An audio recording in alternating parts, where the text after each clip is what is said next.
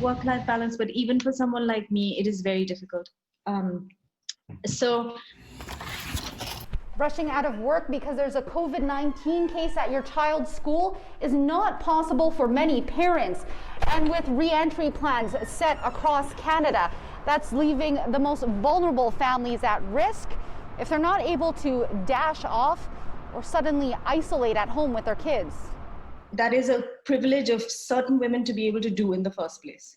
A lot of people will not be able to make that choice at all because they work, I don't know, retail or, like in working class jobs where they absolutely need both their salaries to make ends meet.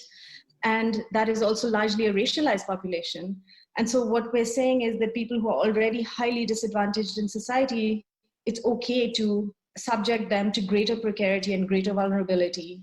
Dia DaCosta wrote this open letter to the Alberta government after it announced back-to-school plans. She says without funding safe re-entry options, disadvantaged families have to choose between safety and education. And what about children with disabilities who rely on technologies that are more readily available in schools and university settings, but not necessarily at home, right? So the school is a site of certain kinds of welfare that are made publicly available that may not be available to communities.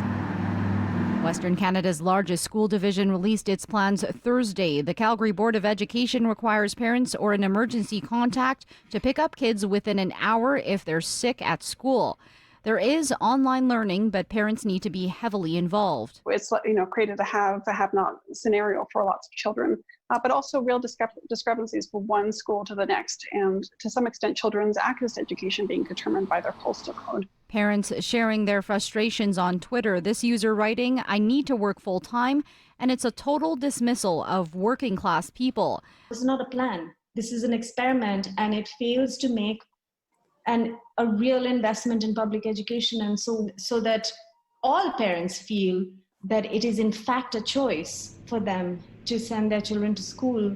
In Calgary, Crystal Adaris, City News.